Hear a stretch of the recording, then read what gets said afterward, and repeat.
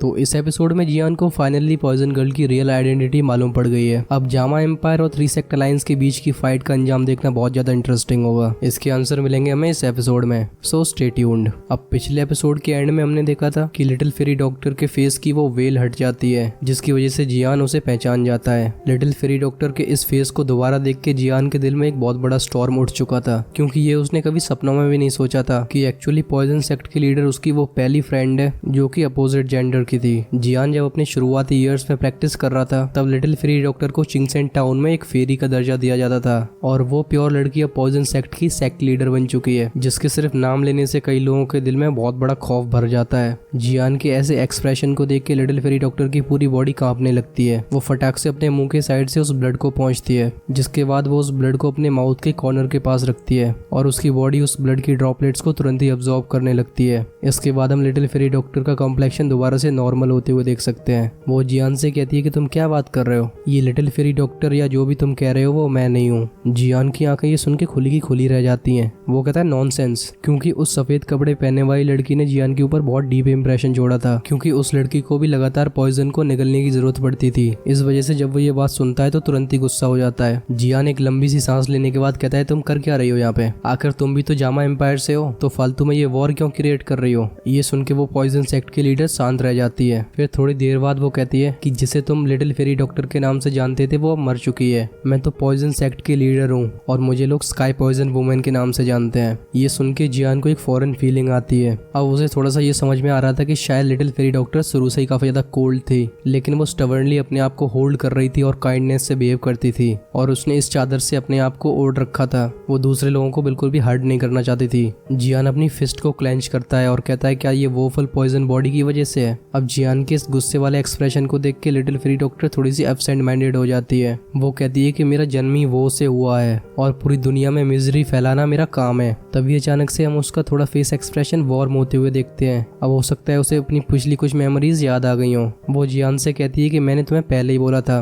कि किसी दिन मेरी ऐसी हालत होनी है, क्योंकि वोफल पॉइजन बॉडी होल्डर्स का ऐसा ही फेट है। ये सुन के जियान और भी ज्यादा आग बबूला हो जाता है। वो गुस्से से कहता है ऐसी बात तो लिटिल फेरी डॉक्टर को अपनी बेटी की जैसे देखने लगे थे। उस टाइम पे लिटिल फेरी डॉक्टर भी काफी ज्यादा खुश थी, क्योंकि शुरू से ही लिटिल फेरी डॉक्टर को अपनी फैमिली का प्यार नहीं मिला था। उस वक्त लिटिल फेरी डॉक्टर अपने आप से प्रॉमिस करती है कि मैं इस फैमिली को प्रोटेक्ट करूंगी, लेकिन चीजें हमेशा वैसी नहीं जाती जैसी हम सोचते हैं। उसके वोफल पॉइजन बॉडी के एरप्शन की वजह से एक बहुत बड़ा चेंज आता है, क्योंकि वो दोनों बूढ़े लोग जिन्होंने लिटिल फेरी डॉक्टर को अपनी बेटी माना था वो पॉइजन की वजह से एक बहुत दर्दनाक मौत मारे जाते हैं। ऑल्दो मरते टाइम भी वो लिटिल फेरी डॉक्टर की तरफ एक काइंडनेस से देख रहे थे, लेकिन ये काइंडनेस से भरी नजर लिटिल फेरी डॉक्टर के हार्ट में एक बहुत बड़ी डार्कनेस को फैला देती है और उन दोनों के मरने के बाद विलेज में और भी लोग धीरे धीरे करके मरने लगते हैं और at the end little fairy doctor को वो विलेज छोड़ के जाना पड़ता है। लेकिन इस वक्त लोग उसे एप्रिसिएशन की आंखों से नहीं देख रहे थे, बल्कि फियरफुल और हेटफुल नजरों से देख रहे थे। लिटिल फेरी डॉक्टर उन दोनों एल्डरली लोगों की बॉडीज को दफना देती है और वो उनके सामने तब तक नेल्टेड पोजीशन में रहती है जब तक वो फेंट नहीं हो गई थी, और जब उसे होश आता है तब तक उसके बाल पूरी तरीके से सफेद पड़ चुके थे। लिटिल फेरी डॉक्टर अपने बालों को टच करती है और अब शायद उसे समझ में आ गया था कि वो इस दुनिया में बस मिजरी फैलाने के लिए आई है। उसके पास रहने वाले लोगों का कभी भला नहीं हो सकता, और शायद ये बात उसके दिल में बैठ चुकी थी। वो अपनी पास्ट की काइंडनेस को अपने दिल में ही दफना लेती है। हम करंट सीन में वापस आते हैं। जियान लिटिल फेरी डॉक्टर के एक्सप्रेशन को चेंज होते हुए देख सकता था। वो इससे ये भी समझ पा रहा था कि पिछले कुछ सालों में उसके साथ बहुत कुछ घटा है और शायद वो ही रीजंस रहे जिसकी वजह से उसका ये ट्रांसफॉर्मेशन हुआ है। अब जियान के दिमाग में भी उसके थॉट्स बिल्कुल जम्बड़ लग रहे थे, मतलब बेसिकली उसे अभी कुछ समझ में नहीं आ रहा था। अब जियान को ये बात तो पता थी कि अगर लिटिल फेरी डॉक्टर वो फुल पॉइजन बॉडी को पोजेस करती है तो उसके लिए एक नॉर्मल लाइफ जीना बहुत ज्यादा डिफिकल्ट है, क्योंकि वो फुल पॉइजन बॉडी खुद को और आसपास के लोगों को काफी ज्यादा डिफिकल्टीज का सामना करवाती है। और जब जियान इन ख्यालों में खोया हुआ था तभी किसी के मुंह से ब्लड फेंकने की आवाज आती है और जियान का ध्यान जाता है क्वीन मेडुसा पे। वो शॉक के साथ कहता है कि तुम्हारे साथ क्या हुआ। इस वक्त क्वीन मेडुसा काफी ज्यादा पेन में लग रही थी। वो कहती है कि इसका ब्लड काफी ज्यादा पॉइजन को कंटेन करता है। वो अपनी दुईकी से उस पॉइजन को बहुत जल्दी से एक्सपेल करने की कोशिश कर रही थी, लेकिन ये पॉइजन बहुत ज्यादा लीथल था। ये देख के जियान का एक्सप्रेशन एक शेड और डार्कर हो जाता है। वो गुस्से की नजरों से लिटिल फेरी डॉक्टर की तरफ देखता है, लेकिन लिटिल फेरी डॉक्टर जियान के इस गेज को अवॉइड करती है। वो कहती है जो भी इस वोफुल पॉइजन बॉडी को टच करेगा उसका अंजाम ऐसा ही होगा। अब क्वीन मेडुसा सिर्फ खुद को ब्लेम कर सकती है। ये सुन के क्वीन मेडुसा की आंखें एकदम कोल्ड हो जाती हैं। वो कहती कि बस थोड़ा सा पॉइजनस लिक्विड है, तुम चाहती हो क्वीन तुम्हारे सामने सबमिट करे? तुम ये बात भी जान लो कि इससे पहले ये पॉइजन मेरी जान ले, मैं तुम्हारी जान ले सकती हूँ। लेकिन यहाँ पे लिटिल फेरी डॉक्टर भी पीछे नहीं रहना चाहती थी। वो कहती आ जाओ, ट्राई कर लो। इन दोनों की बिकरिंग सुन के जियान का दिमाग खराब हो जाता है। वो पूरी जोर से चिल्लाता है, कहता है शांत रहो। अब जियान को चिल्लाता देख वो दोनों शांत हो जाती हैं। जियान अपनी नजर लिटिल फेरी डॉक्टर पे गड़ाता है। वो कहता है लिटिल फेरी डॉक्टर, मैंने तुमसे पहले ही बोला था कि चाहे तुम किसी भी स्टेज में पहुंच जाओ, मैं जियान तुम्हारा हमेशा दोस्त रहूंगा। और वो बात अब भी लागू होती है। ये सुन के लिटिल फेरी डॉक्टर कहती है कि वो सारी बातें तो मैं पीछे ही भुलाई हूँ। ये सुन के जियान का एक्सप्रेशन भी काफी ज्यादा कोल्ड हो जाता है। वो कहता है अगर ऐसी बात है तो आओ मुझ पर अटैक करो। ये देख के क्वीन मेडुसा काफी ज्यादा चिंता में आ जाती है। वो जियान से कहती है कि थोड़ा केयरफुल रहो, इस औरत की पूरी बॉडी पॉइजन से भरी हुई है। लेकिन जियान बस अपना हैंड वेव करता है, मतलब बेसिकली तुम चिंता मत करो। जियान को अपनी तरफ आते देख लिटिल फेरी डॉक्टर का फेस एक्सप्रेशन चेंज होने लगता है। जियान लिटिल फेरी डॉक्टर के सामने आके रुकता है। वो जब लिटिल फेरी डॉक्टर के फेस पे ध्यान से देखता है तो वो अपनी आंखें नीचे कर लेती है। वो कहता है कि तुम्हें पता है ना कि वो फुल पॉइजन बॉडी का क्योर है, तो तुम इतने ज्यादा डिस्पेयर में कैसे हो सकती हो? ये सुन के लिटिल फेरी डॉक्टर एक ट्रेजिक लुक दिखाती है। वो कहती है तुम तो ये बहुत आसानी से कह सकते हो। इस एक्सप्रेशन को देख के जियान अपनी आईब्राउज निट कर लेता है। उसके बाद वो अपना हाथ बढ़ा के लिटिल फेरी डॉक्टर के फेस को टच करने की कोशिश करता है, लेकिन जिससे पहले वो टच कर पाए लिटिल फेरी डॉक्टर पीछे स्टेप बैक ले लेती है। वो कहती है do you have a death wish? ये सुन के जियान कहता है कि ऐसी बात नहीं है, मैं तुम्हें बस ये बताना चाहता हूँ कि भले ही वो फुल पॉइजन बॉडी थोड़ी सी अनयूजुअल हो, लेकिन ऐसी बात नहीं है कि ये किसी को भी मार सकती है। इसलिए तुम्हें चिंता करने की कोई जरूरत नहीं है, क्योंकि तुम पहले की वो इग्नोरेंट लड़की नहीं रही हो, और अब मैं भी वो पुराना डाओशे लेवल का वॉरियर नहीं हूँ जिसे एक बस छोटे से मर्सनरी ग्रुप की वजह से भागना पड़ा था। जियान एक स्माइल के साथ लिटिल फेरी डॉक्टर के साइड में अपीयर होता है और वो उसका हाथ ग्रैब करने के लिए जाता है। ये देख के लिटिल फेरी डॉक्टर काफी ज्यादा एंग्शियस फील करती है। वो जियान से कहती है कि तुम करना क्या चाहते हो?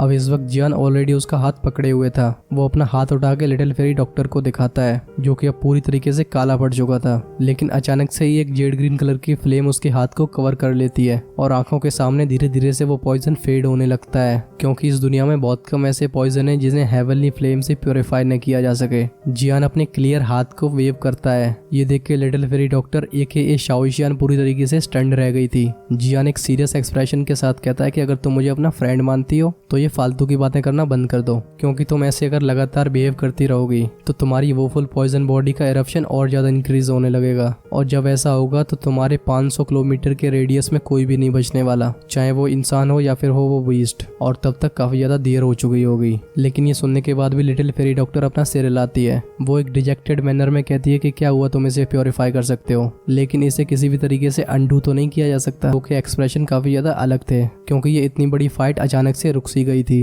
हाइबोडोंग जो कि फोर्ट्रेस में वापस आ चुके थे, वो एक लंबी सांस लेते हैं। जहाँ शिंगटियान कहता है कि उस विशियस वुमेन ने फाइट करना बंद कर दिया। ये काफी ज्यादा अनएक्सपेक्टेड बात है। क्या वो जियान से डरती है? लेकिन जियान तो अपना fire Buddha lotus already use कर चुका है और अब तो वो काफी ज्यादा वीक होगा। लेकिन तभी बीच में फामा बोलता है कि कुछ भी हो, अच्छी बात यह है कि वो औरत लड़ना बंद कर चुकी है, क्योंकि कहीं वो अपना पूरा पॉइजन रिलीज कर देती तो यहाँ पे कोई भी नहीं बचता। तभी हम पीछे से शाओडिंग की आवाज सुनते हैं। शाओडिंग कहता है कि लगता है इन लोगों के बीच में कोई डिस्कशन चल रहा है। अब मैं बस यही उम्मीद कर सकता हूँ कि थर्ड ब्रदर सब कुछ संभाल लेगा। सीन शिफ्ट होता है और हमें दिखाई जाती है लिटिल फेरी डॉक्टर। वो जियान की आवाज सुन के काफी सरप्राइज में आ गई थी। वो कहती है कंट्रोल कर सकती हूँ, मैं इसे कंट्रोल कर सकती हूँ, लेकिन कैसे? जिसका जियान एक डीप आवाज में रिप्लाई करता है। वो कहता है कि एक बार तुम अपनी इस वोफुल पॉइजन बॉडी को कंट्रोल करना सीख जाओगी तो लोगों का अचानक तुम्हारे टच से मरना बिल्कुल बंद हो जाएगा, और अगर ऐसा तुम करना सीख जाती हो तो तुम्हें इसका बहुत बड़ा फायदा होगा। तुम इस लीथल पॉइजन को कंट्रोल कर पाओगी और तुम जब चाहो जैसे इसे इस्तेमाल कर पाओगी। ये सुन के लिटिल फेरी डॉक्टर की आंखों में एक एक्साइटेड एक्सप्रेशन आता है। वो कहती है क्या सच में ऐसा कुछ हो सकता है? जियान एक नोड के साथ कहता है कि ट्रस्ट मी। अब जियान के पास काफी ज्यादा कम एक्सपीरियंस था,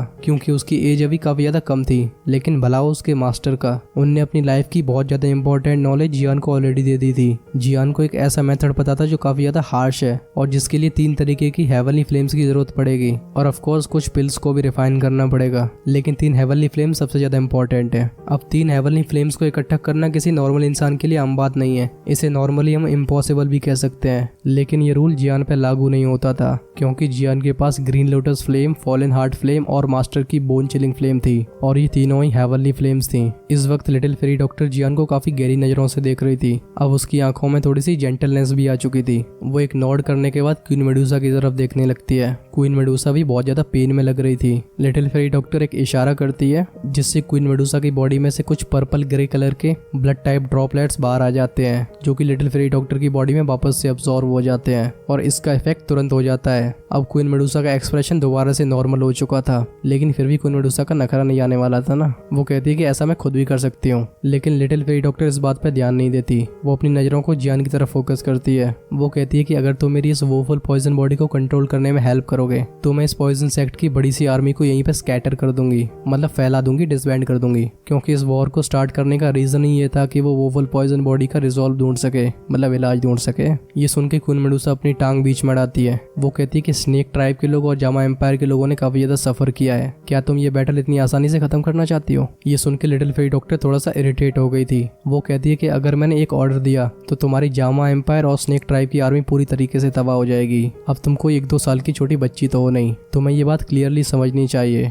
कि इस दुनिया में स्ट्रॉन्ग वीक को दबाते हैं। ये सुन के क्वीन मेडुसा फिर से अपने फॉर्म में आ जाती है। वो कहती है अच्छा चलो देखते हैं कौन स्ट्रॉन्ग है और कौन वीक। लेकिन तभी जियान की आवाज क्वीन मेडुसा के कानों में आती है कि अगर इसने सच में ऑर्डर दे दिया तो स्नेक ट्राइब और जामा एम्पायर की आर्मी दोनों काफी बड़े खतरे को फेस करेगी, इसलिए अपने इम्पल्सेस को थोड़ा सा कंट्रोल करो। ये सुन के क्वीन मेडुसा का एक्सप्रेशन थोड़ा सा स्ट्रेंज हो जाता है। वो कहती है कि मुझे ये पता है, तुम इसे पहले ही जानते हो, लेकिन इसने जो मेरी स्नेक ट्राइब के खिलाफ किया है मैं इस बात को कभी नहीं भूल सकती। अब मतलब हर बात पे वो अपने आप को दिस क्वीन तो बोलती है। क्वीन मेडुसा कहती है कि मैं फ्यूचर में इस बात का बदला जरूर लूंगी। अब इन दोनों के बीच में फंस के जियान काफी ज्यादा हेल्पलेस फील कर रहा था। और अगर हम बात करें अभी की लिटिल फेरी डॉक्टर के बारे में तो वो शायद क्वीन मेडुसा से भी ज्यादा रूथलेस है। जियान अपना फेस लिटिल फेरी डॉक्टर की तरफ करता है और पूछता है तुम बोल रही थी कि तुमने जामा एम्पायर के ऊपर इसलिए हमला किया क्योंकि यहाँ पे तुम्हें वोफुल पॉइजन बॉडी का इलाज मिलने वाला है, ये तुम्हें किसने बताया? ये सुन के लिटिल फेरी डॉक्टर थोड़ा सा हेजिटेट करने लगती है। वो कहती है कि एक मिस्टीरियस ऑर्गेनाइजेशन थी जो मुझे ढूंढ रहे थे। उन लोगों ने मुझसे कहा था कि अगर मैं जामा एम्पायर को ऑक्यूपाई कर लूंगी और अगर यान अलायंस के चीफ को कैप्चर करके उन्हें दे दूंगी तो वो मुझे वोफुल पॉइजन बॉडी का इलाज देंगे। लेकिन ये काफी ज्यादा अनएक्सपेक्टेड बात है कि तुम हो यान अलायंस के चीफ। तो अब मैं यहाँ समझ में तो आ गया कि वो ऑर्गेनाइजेशन कौन थी।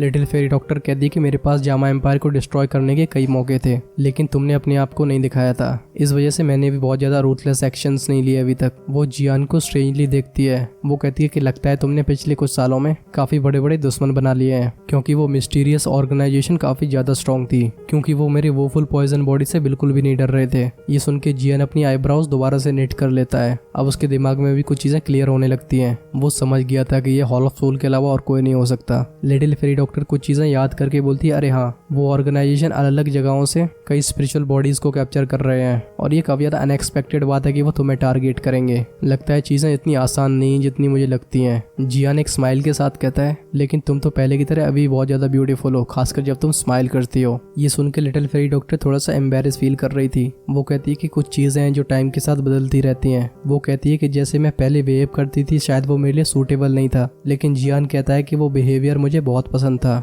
जियान थोड़ी सी हेजिटेशन के बाद पूछता है क्या वो हॉल ऑफ सोल के लोग अभी भी चूयन एम्पायर में? करेंटली जियान हॉल ऑफ सोल के बारे में कुछ भी नहीं जानता था, बस मास्टर की छोड़ी हुई स्पिरिचुअल सील की वजह से वो वहाँ पे एक बार एंटर हो गया था। ये सुन के लिटिल फेरी डॉक्टर अपना सिर हिलाती है। वो कहती है इस बारे में मुझे क्लैरिटी नहीं है, क्योंकि वो हॉल ऑफ सोल के लोग काफी ज्यादा स्ट्रेंज है, क्योंकि अगर कोई उन्हें ढूंढना चाहे तो उन्हें ढूंढ पाना बहुत ज्यादा मुश्किल है। ये सुन के जियान भी थोड़ा सा निराश हो जाता है। थोड़ी देर बाद लिटिल फेरी डॉक्टर कहती है कि चलो मैं अपनी आर्मी को डिसबैंड कर देती हूँ, लेकिन तुम्हें मेरी वोफुल पॉइजन बॉडी को कंट्रोल करने में बहुत जल्दी हेल्प करनी होगी, क्योंकि मेरा नेक्स्ट पॉइजन इरप्शन अब बहुत ही ज्यादा क्लोज आ रहा है और इस चीज को मैं सेंस कर पा रही हूँ। ये सुन के जियान नोड करते हुए पूछता है क्या तुम सच में इस चीज को सेंस कर पा रही हो? ये सुन के लिटिल फेरी डॉक्टर कहती है कि कम से कम आधा साल और मैक्सिमम 2 साल। जियान के लिए टाइम काफी ज्यादा कम था। लिटिल फेरी डॉक्टर एक डिजेक्टेड मैनर में बोलती है कि अगर मेरे पास टाइम की कमी नहीं होती तो मैं ऐसा डिसीजन भी नहीं लेती। जियान कुछ सोचने के बाद कहता है कि चलो कोई बात नहीं, मैं उम्मीद करता हूँ ये इरप्शन थोड़े से टाइम बाद होगा और होपफुली तब तक मैं उन पिल्स को रिफाइन कर चुका हूँ